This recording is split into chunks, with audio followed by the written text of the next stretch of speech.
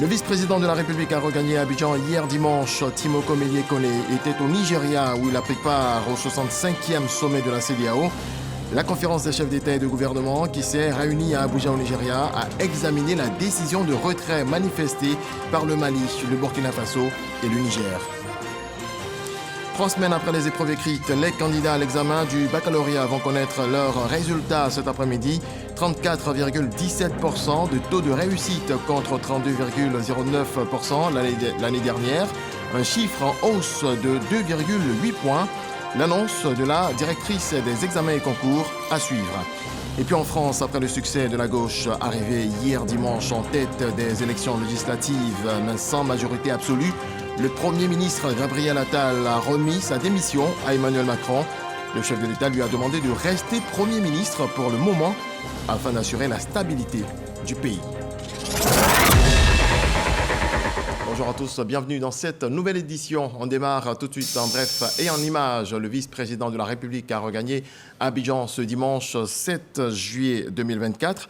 Timoko Melie Kone était au Nigeria où il a pris part au 65e sommet de l'instance sous-régionale de la CEDEAO. À sa descente d'avion, vous le voyez, il a été accueilli par le Premier ministre et plusieurs membres du gouvernement.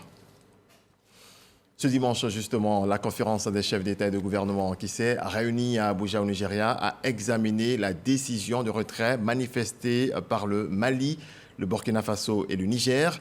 Si elle prévient des conséquences d'une telle décision, la CEDEAO maintient sa posture de conciliation avec ces 3 pays. On voit cela avec Mama Traoré.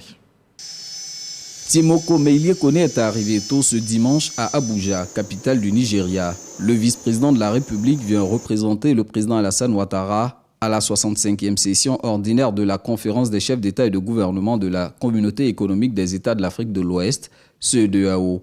Une communauté qui semble traverser une zone de turbulence. À 1 an de la célébration de son cinquantenaire, l'organisation sous-régionale se trouve confrontée à la volonté commune et manifeste du Mali, du Burkina Faso et du Niger de la quitter, malgré les tentatives de médiation. Cette situation donne un caractère crucial à ce sommet. Pour la stabilité et l'équilibre de la sous-région, cette décision de retrait présente de lourdes conséquences, à en croire le président de la commission de la CEDEAO. Ce retrait affectera également les conditions de voyage et d'immigration des citoyens de ces 3 pays. Car ils auront désormais à mener des démarches en vue de l'obtention d'un visa avant de voyager dans la sous-région. Les citoyens de ces pays pourraient ne plus être en mesure de résider ou de créer librement des entreprises dans le cadre des facilités mises en place par la CEDEAO. Concernant les conséquences liées à la délivrance des visas, le président de la commission précise qu'il s'agit d'éventualités. D'autres sujets d'intérêt sont à examiner lors de ce sommet. Les chefs d'État statuent notamment sur les propositions de mise en œuvre de la force en attente de la CEDEAO, de même que le financement de l'institution. Je voudrais souligner ceci. Une société pacifique et sécurisée est essentielle pour que nous puissions réaliser notre potentiel dans le souci d'opérationnaliser la force en attente de la CEDEAO dans la lutte contre le terrorisme. Je devrais ici mettre l'accent sur le fait que la réussite de ce plan requiert une forte volonté politique, mais également des ressources financières conséquentes. Nous devons dès lors faire en sorte que nous soyons à la hauteur des recommandations formulées par nos ministres de la Défense et des Finances. À l'issue du huis clos, face à l'ampleur des défis à relever, la conférence des chefs d'État décide de reconduire à sa tête pour un nouveau mandat d'1 an le président nigérian Bola Tinubu. Je vais donc faire le mieux que je puisse pour servir nos intérêts et pour ainsi donc construire les valeurs démocratiques dont nous avons hérité. Merci à tous. L'organe suprême de l'institution instruit également la commission de la CEDEAO d'accélérer le processus de mise en place de la force en attente dont le budget annuel s'élève à 2,6 milliards de dollars. Cette armée sera composée de 50 000 hommes. Cette rencontre approuve aussi l'idée d'un sommet pour plancher sur l'avenir de la CEDEAO. Interrogé par la presse sur l'intransigeance des 3 pays sahéliens à sortir de la CEDEAO, le président de la Commission préfère tempérer. Réponse, la main reste tendue, la porte est ouverte. Retour en Côte d'Ivoire, 3 semaines après les épreuves écrites, les candidats au baccalauréat 2024 vont connaître leurs résultats cet après-midi. 34,17% de taux de réussite contre 32,09% l'année dernière. Un chiffre en hausse de 2,8 points. L'annonce a été faite par Mariam Nimaga Dosso, la directrice des examens et concours. C'était ce matin, regardons. 34,17% de taux de réussite cette année au baccalauréat contre 32,09% l'année dernière. Sur un effectif de 343 162 candidats ayant effectivement pris part à l'examen, 177 266 sont déclarés admis par la DECO. Le baccalauréat artistique affiche un score de 95,35% quand les filles arrivent en tête avec 34,71%. L'analyse détaillée de ces résultats fait apparaître les constats suivants. Au niveau du genre, 58 980 filles sont admises sur 169 920 candidates présentes, soit 34,71%. 58 286 garçons sont admis sur 173 242 présents, soit 33,64%. Les filles ont mieux réussi cette session. Au baccalauréat général, un taux de réussite de 31,02%. Au baccalauréat technique, pour un taux de réussite de 65,51%. Au baccalauréat artistique, 369 sont admis sur 387 candidats présents, soit un taux de 95,35% de réussite. Les progrès observés cette année dans les différents niveaux d'enseignement au cours des examens de fin d'année traduisent au plan pédagogique les efforts consentis par la tutelle pour améliorer le système éducatif ivoirien, selon Mariam Nimaga Dosso. Les candidats disposent de 3 jours pour introduire une réclamation auprès du jury. À partir de 14 h ce jour, ils pourront consulter le www.education.gouv ou www.men-deco.org pour voir leurs résultats ou se rendre dans leur centre de composition. Le reportage de Sephora Zegui. L'attestation de droit d'usage coutumier remplace désormais l'attestation villageoise. C'est un document qui vient sécuriser et simplifier l'acquisition des titres fonciers. Explication du ministère de la Construction, du Logement et de l'Urbanisme sur le plateau de l'émission du Centre d'information gouvernementale dénommé Tout savoir sur. Jean-Michel Lacquadio, Léon Brou. L'attestation de droit d'usage coutumier, ce document établi sur du papier au cœur de tout savoir sur l'émission du Centre d'information et de communication gouvernementale CICG. Ce document est produit exclusivement par le ministère de la Construction, du Logement et de l'Urbanisme. Il remplace l'attestation villageoise, jadis premier document dans le processus d'acquisition foncière, et simplifie ce processus tout en sécurisant le domaine foncier. L'attestation de droit d'usage coutumier se voulant infalsifiable, toujours selon le ministère de la Construction. Il a été produit avec toutes les mesures de sécurité qui sont disponibles actuellement sur le marché. À côté de cela, il est fait dans une base de données qui est elle aussi sécurisée. Donc il y a plusieurs niveaux de sécurité qui, je pense, ne permettront pas aux faussaires de pouvoir s'incruster dans notre système. Désormais, quelqu'un veut acheter un terrain, assurez-vous que celui qui veut vous vendre la parcelle a ce document, attestation de droit d'usage. Signe l'attestation de droit d'usage coutumier, le chef du village, le président du comité villageois de gestion foncière et le lotisseur. Les attestations de droit d'usage, le ministère de la Construction ne délivre pas ces attestations aux usagers. Le ministère les met à disposition des lotisseurs et des chefferies pendant la procédure d'approbation du lotissement. On veut faciliter l'accession à la propriété. Produite et délivrée par l'administration foncière, l'attestation de droit d'usage coutumier est accompagné d'un identifiant unique du foncier de Côte d'Ivoire correspondant au lot attribué.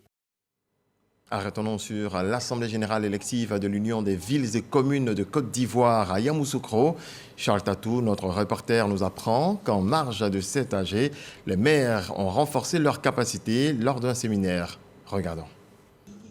En marge de cette Assemblée générale élective et de leur Union des villes et communes, UVICOSI, les maires de Côte d'Ivoire ont eu droit à un séminaire de 2 jours de travaux. Objectif, renforcer leurs compétences sur plusieurs thématiques clés, notamment la gestion des déchets et de l'état civil. Le changement climatique et le rôle important du Parlement dans le renforcement des acquis de la décentralisation. C'est toutes ces questions que le ministère de l'Environnement, avec les partenaires de ce ministère-là, la BAD, la Banque mondiale, sont venus nous édifier sur tout ce qu'il y a lieu de faire pour sauver des vies. Il s'agit pour nous de partager notre expérience sur les questions de participation citoyenne des jeunes dans la gouvernance locale. Les maires ont également échangé sur leurs expériences avec des partenaires techniques et financiers, notamment le PNUD et la BAD. Le Fonds de développement urbain municipal est un fonds dédié aux villes qui accompagne les villes sur les questions de planification urbaine, gouvernance municipale et la préparation des projets. Alors, ma présence ici, c'est d'apporter aux maires les informations sur comment accéder au fonds, les instruments que le fonds dispose qui peuvent aider les maires à atteindre leurs objectifs de développement urbain. À l'ouverture des travaux, d'en haut, Paulin Claude a réitéré l'engagement des maires. Nous voulons co-construire le développement de nos cités avec l'ensemble de nos concitoyens, avec l'ensemble des habitants de ce pays, pour que demain, ce développement soit partagé, que les richesses créées soient partagées, mais surtout que la qualité de vie de nos concitoyens soit préservée. Avec cette rencontre préélectorale, les maires ont pu renforcer leur leadership et leur capacité en vue d'une gestion efficace de leurs communes respectives. Posons nos valises maintenant à Takoutou, localité du département de Bondoukou, dans la région du Gontougo. Ce village est en fait longtemps attendu par les populations. Le village de Takoutou est raccordé au réseau électrique national. On voit cela avec Davis Oyo. Takoutou, village du département de Bondoukou, région du Gontougo, sort de l'obscurité. Le village est désormais raccordé au réseau électrique national, un acte du gouvernement pour améliorer les conditions de vie des populations. Pour exprimer leur joie, elles sont sorties nombreuses pour célébrer la fête de la lumière.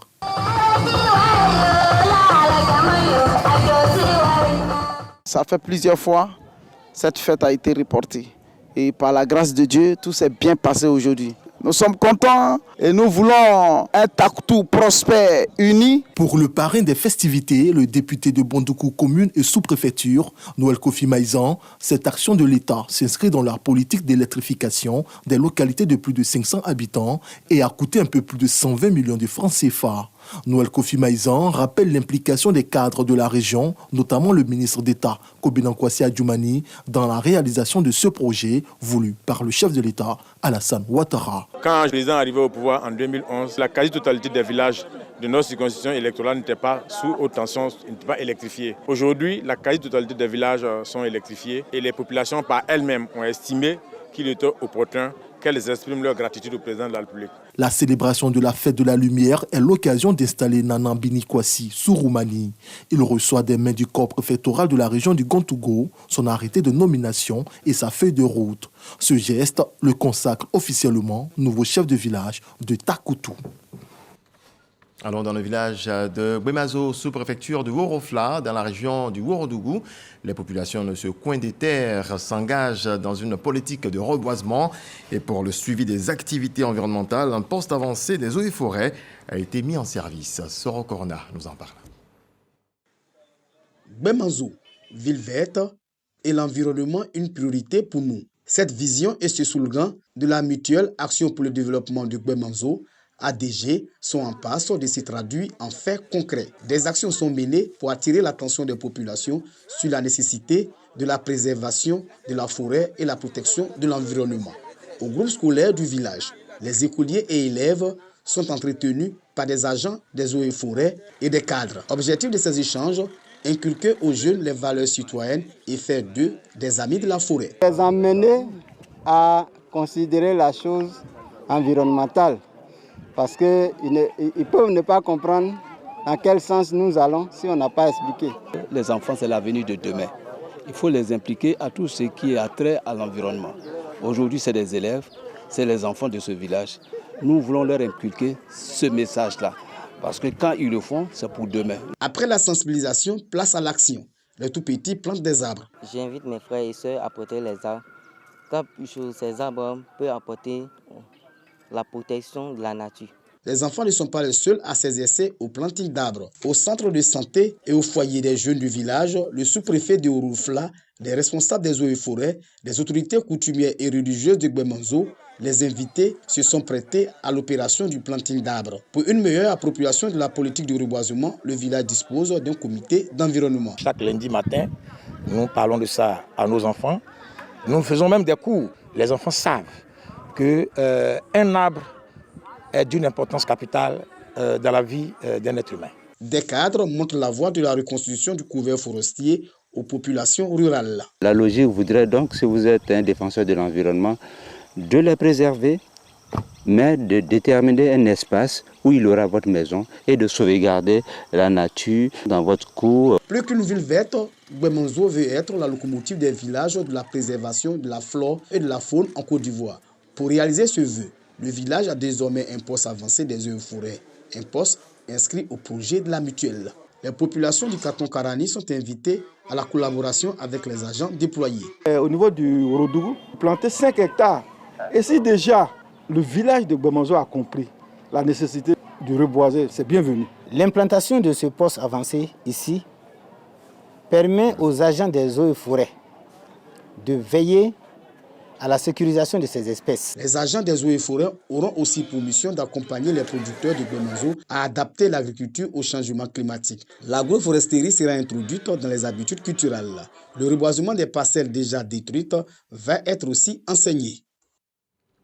À Soubré, la direction régionale des eaux et forêts exhorte les populations au recouvrement de couverts forestiers. 5000 arbres, c'est l'ambition caressée pour y parvenir. Ils se sont donc retrouvés sur le site de Gribo Popoli le temps d'un planting. Jean-Marc Adjadji. Soubré, chef-lieu de la Nawa, dans le sud-ouest de la Côte d'Ivoire. Sur le site Gribo Popoli, les populations sont conviées pour la célébration de la journée de l'arbre, édition 2024. Pour nous, c'est le moyen efficace avec le ministère des Eaux et Forêts de faire cette sensibilisation afin que chaque année, on puisse pérenniser ces actes-là. Aujourd'hui, on a fait 5 hectares. On espère qu'avec le ministère des Eaux et Forêts, avec les entités en charge de la restauration en Côte d'Ivoire, on pourra améliorer au fur et à mesure le couvert forestier en Côte d'Ivoire. L'action émane de la direction régionale des Eaux et Forêts. L'objectif de la journée de l'arbre, c'est de sensibiliser les populations à prendre fait et cause pour le reboisement et à savoir que le reboisement est l'une des alternatives pour la reconstitution du couvert forestier. Nous constatons aujourd'hui un réchauffement climatique qui entraîne des inondations, des feux de brousse partout. Et donc il est temps que le planting d'arbres soit inculqué dans nos comportements et les inviter également à protéger ces arbres que nous allons planter pour que d'ici 5 ans, 10 ans, on puisse reconstruire le couvert forestier. Au total, 5000 arbres seront plantés sur cet espace long de 5 hectares. La lutte contre le réchauffement climatique, la préservation de l'environnement sont entre autres mots visés à travers cette action de planting d'arbres. Autre volet de l'actualité maintenant, des thématiques liées aux médicaments et à la santé au centre des scientifiques des cadres de la santé. Ils se sont retrouvés à Grand Bassam pour cette conférence et communication. Les cadres supérieurs de la santé réfléchissent sur le thème médicaments et santé à l'occasion de la 4e édition des journées scientifiques. Ils verront leurs capacités renforcées sur plusieurs thématiques comme la lutte contre la résistance aux antibiotiques, la médecine traditionnelle, la responsabilité des professionnels de la santé. Ces journées de formation permettent aux cadres supérieurs de la santé d'actualiser leurs connaissances, d'être au parfum des progrès de la médecine. Vous savez que le médicament constitue la première arme des professionnels de la santé. Et ces médicaments ne sont pas inoffensifs. C'est pour cela qu'il est très bon de connaître tout ce qui encadre les médicaments, notamment la posologie, la dose, parce que le médicament peut constituer un danger pour celui qui le reçoit. Et nous parlerons également d'entrepreneuriat, cadre supérieur de la santé et entrepreneuriat. On parlera également, comme d'habitude, de la justice, dont la responsabilité des hôpitaux et puis des professionnels également en cas de survenue d'un sinistre. Sur la responsabilité du praticien, thème de la 7e conférence, elle peut être disciplinaire, civile ou pénale. Concernant l'établissement sanitaire, il est responsable pour une faute soit médicale, soit organisationnelle. La responsabilité, selon le conférencier, peut être également engagée, même sans faute, notamment dans les cas d'infection nosocomiale, d'une vaccination obligatoire ou de l'administration d'un produit pharmaceutique défectueux. Au total, la journée scientifique des cadres de santé sera meublée de 7 conférences et communications durant 2 jours.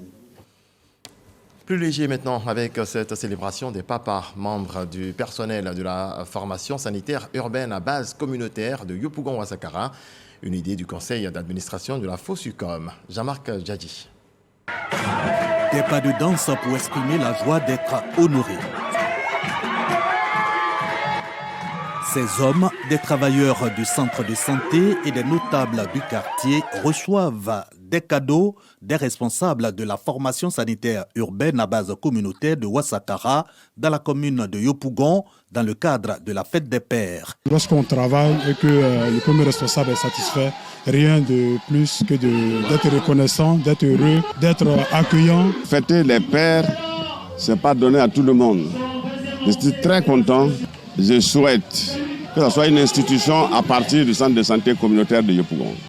Pour le président du conseil d'administration, la fête des pères a l'intention du personnel masculin du centre de santé et des notables du quartier et la reconnaissance de la contribution de ces papas au bon fonctionnement de la FSUCOM de Ouassakara. Il y a une fête des mères qui se célèbre, mais la fête des pères ne se célèbre pas. Dans la santé, on a 24 heures de travail, 24 heures de repos, mais ce repos, on ne peut pas décompresser.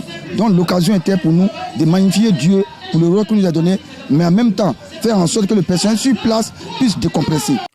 Outre la remise de cadeaux, jeux et prestations musicales ont ponctué cette première édition de la fête des pères à la formation sanitaire urbaine à base communautaire de Ouassakara. Eux aussi ont été honorés. Une réception pour les agents des affaires maritimes distingués en 2024 dans l'ordre du mérite de la fonction publique et des clubs sportifs. Rendons-nous à la salle de conférence du ministère délégué auprès du ministère des Transports chargé des affaires maritimes avec Juliette Ouya. Ils ont reçu des encouragements de la part de leur ministère de tutelle. 7 agents de la Direction générale des affaires maritimes, distingués dans l'ordre du mérite de la fonction publique et des sportifs ayant participé à 2 compétitions inter-administration et inter-armée en taekwondo et en maracana. Après 40 ans de service, au service de la nation, quand on le reconnaît pendant que tu es vivant, tu es contemporain, je ne fais que remercier le ciel.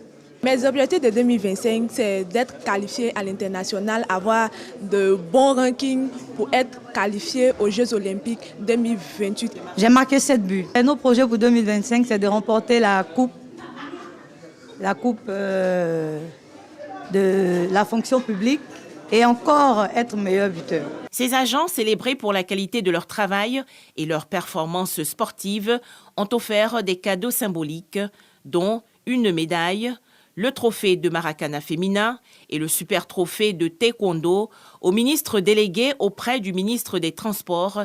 Le docteur Célestin Seredo a salué les efforts des récipiendaires. Je voudrais donc vous dire merci pour le combat professionnel, bien entendu, que vous menez nuit et jour pour le rayonnement de l'image des affaires maritimes. La Direction générale des affaires maritimes est une administration paramilitaire composée d'agents appartenant aux emplois de la police maritime et portuaire, des administrateurs, officiers et autres contrôleurs. Jetons un coup d'œil à présent sur ce don en équipement de vidéoconférence, don d'une valeur de 26 millions de francs CFA du Fonds des Nations Unies pour la population en Côte d'Ivoire à l'endroit du ministère de la Femme, de la Famille et de l'Enfant. Objectif, renforcer la lutte contre les violences basées sur le genre. Malika Koulibaly. Des caméras, des écrans haute résolution, des microphones, des ordinateurs portables d'une valeur de 26 millions de francs CFA. C'est l'appui en matériel du Fonds des Nations Unies pour la population, l'UNFPA, au ministère de la Femme, de la Famille et de l'Enfant. Ce don remis symboliquement contribuera au renforcement des capacités de la coordination de l'action de lutte contre les violences basées sur le genre. Ce sont des équipements de dernier cri qui vont permettre une certaine connectivité au niveau du ministère, mais aussi de ses acteurs au niveau du terrain, et de pouvoir faire des vidéoconférences pour éviter justement qu'on puisse se déplacer éventuellement. Et donc nous pensons que cet appui vient renforcer le partenariat que nous avons avec ce ministère. Comme vous le savez, UNFPA est un partenaire clé pour tout ce qui est donc des droits humains, la promotion des droits humains, la lutte contre les violences faites aux femmes et aux filles. Le directeur de cabinet du ministre de la Femme, de la Famille et de l'Enfant salue le geste de l'UNFPA. Occasion pour lui de faire un état des lieux sur les violences basées sur le genre. Pour l'année 2023, notre système de collecte national montre que seulement 58% des personnes victimes de VBG ont porté une plainte. Et quand vous regardez ces chiffres, ils sont encore en deçà de nos attentes. Donc il faut amplifier la sensibilisation pour que les victimes sortent de leur silence et de leur peur.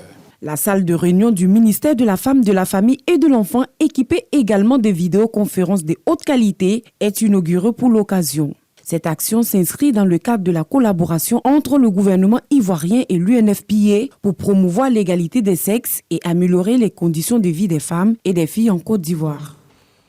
Le centre de protection de la petite enfance de Yopougon a célébré ses meilleurs élèves. Cette journée a permis aux responsables de cet établissement d'encourager le personnel enseignant et de promouvoir le développement personnel des tout-petits. Jean-Marc Adjadji. Fête de fin d'année au centre de la protection de la petite enfance, au quartier CNPS de Yopougon.